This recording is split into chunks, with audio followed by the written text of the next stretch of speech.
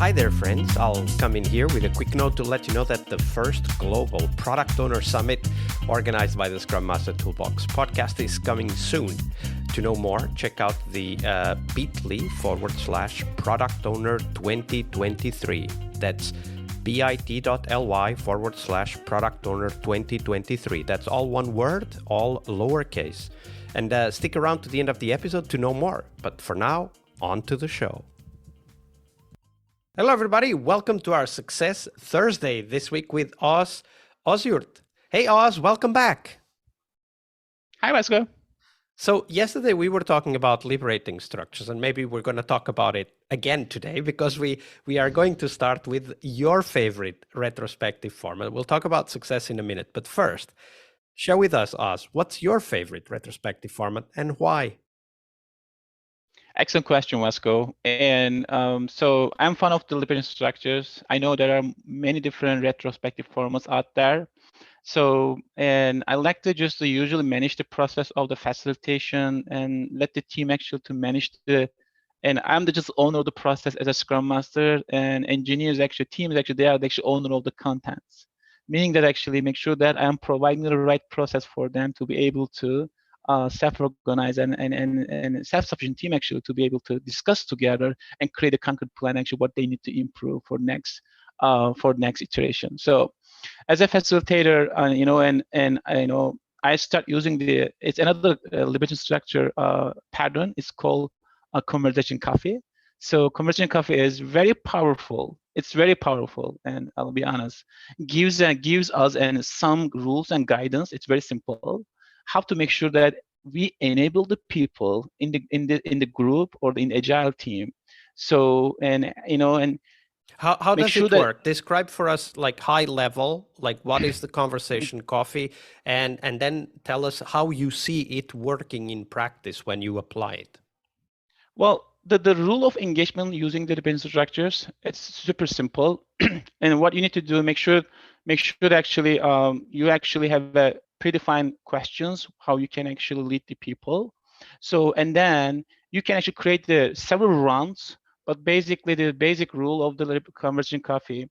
So one per minute per person, you just actually put the question in front of people and let them people know, hey guys, you have a 1 minute per person. And then let's say they have 3 rounds. First round, so they will actually just use 1 minute and per person, and then whoever actually just holding this sticky talk, so that person is allowed to talk. So once you've done the first round actually with the first questions, and then I will open the next questions, or I will say, hey, let's now reflect on what you just heard from the first round. So now you are going to second round, or you can open another questions. It's up to you actually how to facilitate it.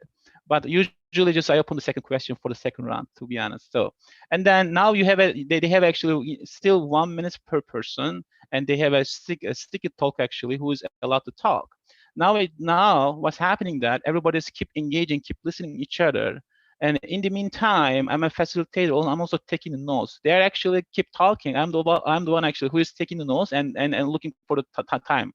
So make sure they are using 1 minute. So once they have done the second round, and then the third round, basically it's just let's actually discuss what we just heard from the first round and second round, and then create the concrete plan, concrete action items. So the first 2 rounds are more like to create a shared understanding, and the third round is to kind of come together and say, okay, this is what we want to do, right? Yep, it is.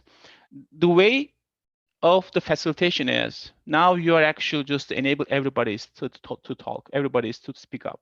Because the stick goes around, so everybody has to speak.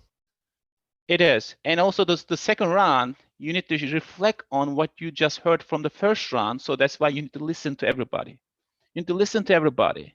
So the last round, basically now, we just heard what the first 2 rounds, and let's create just the actionable items of what we need to improve for the next 2 weeks. So all right, that's really practical. I've I've seen it before applied, and this is also a great retro format to apply in a PI or planning increment or program increment retrospective, because you can actually have very large groups and do this conversation cafe. It's a great liberating structure. We'll put the link on the show notes for people to go and investigate it further. So Oz, of course, we do this and we investigate and we invest in these retrospective formats because we want to be successful by helping our teams and our organizations be successful as well. But in order for us to be successful, we do have to have a definition of what that means. And that's the question, Oz. So what does it mean for you to be a successful Scrum Master? Sure. In order to improve as a Scrum Master, we need to able to define, what is success, and also how we can define the success, how we can measure the success. So, and I think that today, and we can ask ourselves how to define the success in role, being a Scrum Master, being an Agile coach, being an enterprise coach. What are the key characteristics of the successful outcome? What are they for you? Like how when you think about success for yourself, Oz, what are the things you're thinking about? Yeah, and in my role, actually, I would say I have a checklist, and and I'm just checking just bi-weekly.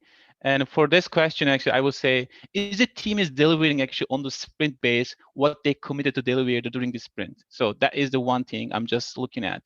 Is that team is taking the advantage of the agile events, agile practice actually to be more consistent and committed as an agile team? This is the second thing I'm looking for.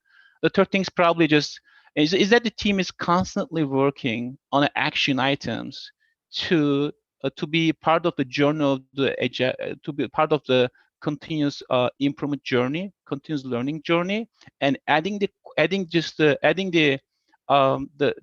opportunity as part of the quality of the product to deliver the customers. You are learning something from the action items to be able to improve yourself and team.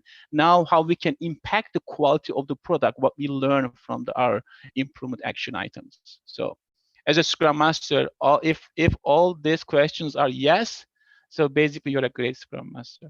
Absolutely. And you said you have a checklist, right? Like, do you have a process to go through the checklist? For example, do you have an accountability partner or a mentor or a coach that you go through the checklist with, or do you do it yourself? Do you schedule it? Like, how do you go through this reflection on a regular basis? Well, yeah, it's a good point. So, and for this checklist, and I have a 4 different dimensions. One actually is I'm looking for the value perspective. What value I'm actually adding to my team, adding to the company. So I have a couple questions under that. I have also the happiness part. Happiness means actually whoever working with me, are they happy? Are they getting something from me? Are they learning something from me? So I'm looking for also just the improvement opportunities. If I'm actually lacking of the knowledge, lacking of the domain, so I'm just basically doing this checklist by myself, and also just I have my mentor actually in my organization, and looking for the feedbacks from him actually. Hey, those are my checklists. Again, this is something as doing myself, but at least if my teams, and I'm working with the 9 different teams. So if there is an opportunity which if I don't see it, definitely my mentor actually will help me to understand actually. So what is what is the missing part? What is the gap actually I can actually just learn? I can improve it. So. Yeah, absolutely. And it's great to have those 4 dimensions that you mentioned, and also to have that habit, right? To build that habit in. And one of the things that I have found works very well for me is to have an accountability partner, someone with whom you meet on a regular basis and you go through the checklist with them, and you ask questions, you get feedback, you also say, have you thought about this, whatever, like you create that exchange, because it can be a very lonely job to be a Scrum Master, right? Like, we have to look at so many different things, and having that accountability partner also makes us feel that, okay, this is part of the process, and I know that I have this accountability partner who will make sure that I'm keeping myself honest, right? Like because at the end of the day, we are the people that are the easiest to trick or fool, and we are fooling ourselves all the time. And so important to have that accountability partner, or that reflection, that mirror that helps us stay true to our own goals, right? To our definition of success. Absolutely.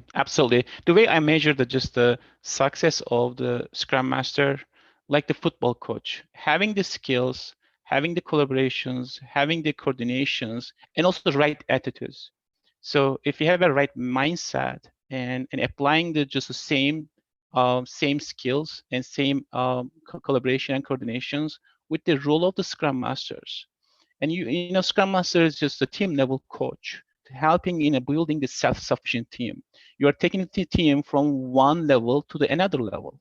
So I know it's not easy to achieve the high performance teams, but this is the way how we can get there. It is possible, right? It's not easy, but it is possible. It is possible. It's a journey. It is definitely a journey. Thank you for sharing that, Oz. Hi there, Agile friends. Thank you for sticking around. This year's first global summit dedicated to the product owner role in Scrum will have some amazing keynotes and 2 tracks filled with first-hand stories and experiences for product owners to learn more about that critical Scrum role. We'll have Roman Pichler, author and product expert, who will be answering your questions and sharing the most important aspects of the product owner role. We'll also have Colleen Johnson talking about why roadmaps are probably making your life much harder than it needs to be, and what to do instead. This talk was quite a success in Agile Online Summit 2022, and Colleen has learned some new tricks, tools, techniques that she will share with us when it comes to roadmaps for the product owner role. And we will also have Henrik Nyberg, author of Scrum and Kanban from the Trenches, as well as one of the creators of the Spotify model. So come in and listen to his stories. And we'll also have, of course, 2 tracks with many more sessions and even some live sessions. The 2 tracks will cover practices every product owner should know, where we'll be hosting conversations on topics that product owners need to be familiar with, like product backlog refinement, planning, and much more. The second track will be on metrics, measuring product and personal success as a product owner.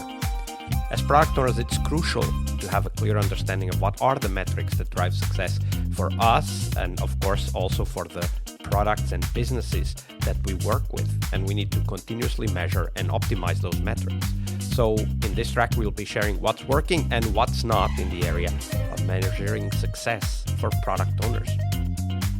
We will also have the opportunity to network with our peers. It's a network event, of course, so get your tickets and join our Slack. Go to bit.ly/product owner 2023. That's all one word, all lowercase. As always, we will have free tickets and VIP tickets, which will give you long-term access to the content of this summit.